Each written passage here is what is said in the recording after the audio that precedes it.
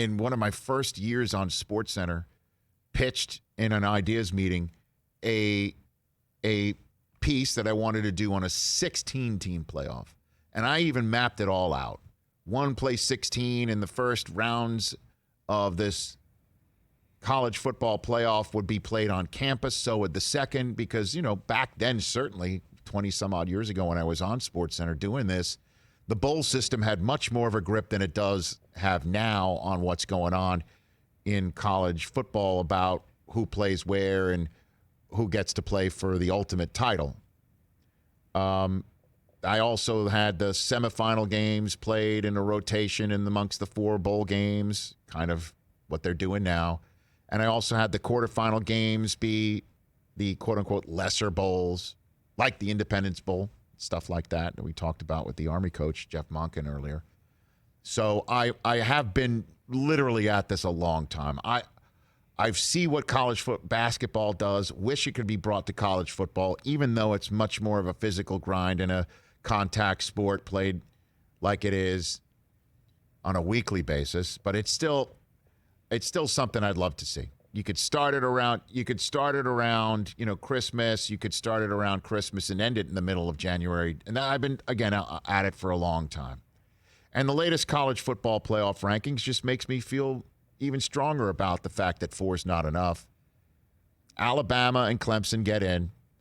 Ohio State, despite playing only 6 games, gets in. Notre Dame gets in, even though they got boat raced in the rematch with Clemson.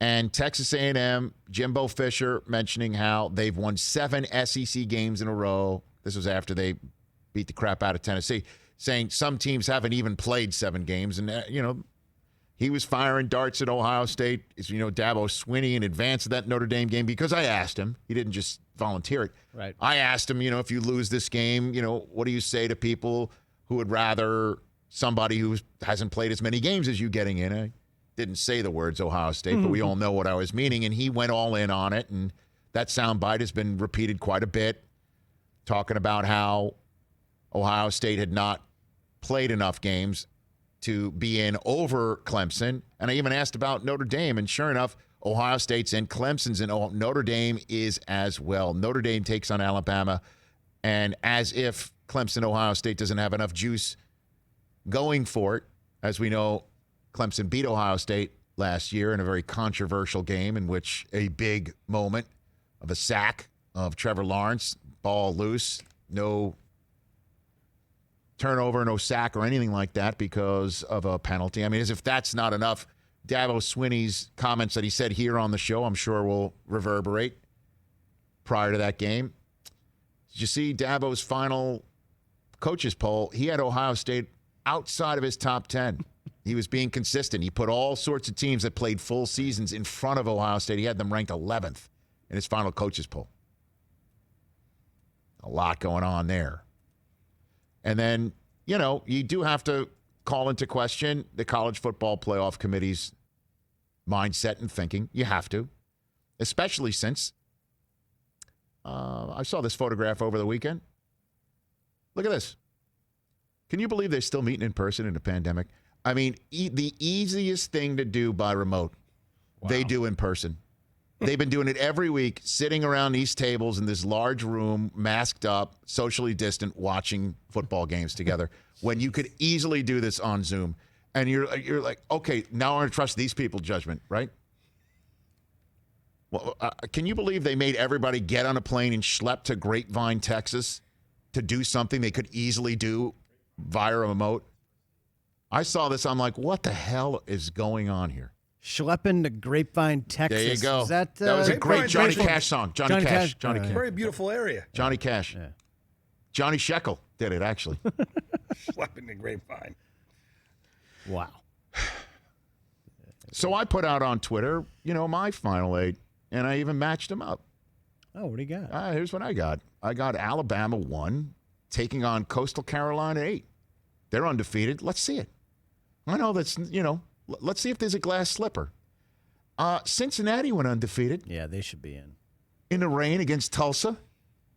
Why shouldn't they get a crack at Clemson? Yeah. Luke Fickell deserves and Cincinnati deserves to be in. I agree. with all due respect to Oregon and the Pac-12, I threw Oklahoma in there because they did play a full season. I did put Ohio State in just because I am a Big Ten honk. And, let's let them put their money where their mouth is. They in Nebraska, the Ohio State fans in Nebraska have been all year long saying, we got to play, we got to play, we got to play. And now, Justin Fields has not lit the light on fire, the world on fire. And all those 5-star recruits, had trouble getting past. At some point, they finally cracked the code against Indiana and Northwestern. They needed 19,000 yards rushing to do it, but we'll see. Let's see what they got. And Texas A&M deserves to be in alongside Notre Dame. And let's go. Apologies to Florida and was it who else? Iowa State lost again, and Georgia, I guess. What San Jose State also was undefeated or something like that. Whatever. My apologies to just whatever you. I don't mean to denigrate. But then, an Instagram site at CFB Playoff Edits saw my tweet and actually put this neat thing together. Oh, look at that. Looks very official, don't you think? Yeah. And used the headshot I like, too. There you go. Who says no to that? Who says no to that? I guess Dabo, because Dabo asked him point blank, what if they expanded it? He's like, man, we've been going since the summer. I do not want to extend the season at all. It would basically extend it by nothing if you just play it week after week after week, What's wrong with that right there? What is wrong with that? Bubble them, too. Bubble the teams. I mean, make sure that they're safe and sound. I guess they're just bubbling up on their own campuses the same way that they've been doing all season long. I don't get it. They could have easily done that this year. And if you think that that's too much, too many, then give Clemson and Alabama a bye. And, again, I would tell Oklahoma and, I guess, for the lack of a better solution, Coastal Carolina, you're out. You got to give Cincinnati a shot. You got to give them a shot. Give Cincinnati a shot. Give Ohio State, Texas A&M, and Notre Dame the shots, and just that's it. And then you play those 4 teams, and then Alabama and Clemson coming off a bye, and let's go. And this has to be expanded because at this point in time, what do you tell the Cincinnatis of the world? Play all your games. Do it in a pandemic. Go undefeated. Still not enough. Sorry. Well, why? Why? Right, then what's the point? Play the games. Yeah. If you go undefeated in the construct that everybody is playing under right now, and fans apparently dig that it's a do or die every weekend in college football, that you would remove the do or die element to every weekend in college football if you allow a 1 or 2 win team the ability to play for the national championship later on in the season. I say to that, no way. You know what? You know what would actually be better to make college football more watchable?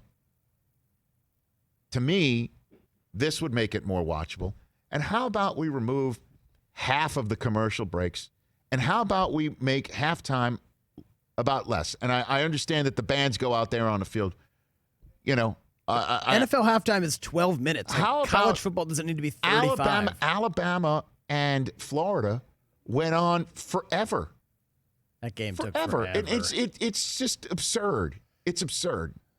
It's absurd how long college football games go on. To me, that makes it more unwatchable than if you remove the do or die element. Oh, well, I mean, you got to go undefeated. So if the construct is you must go undefeated to be welcome into the 4, and if you don't, you got to have a real good excuse.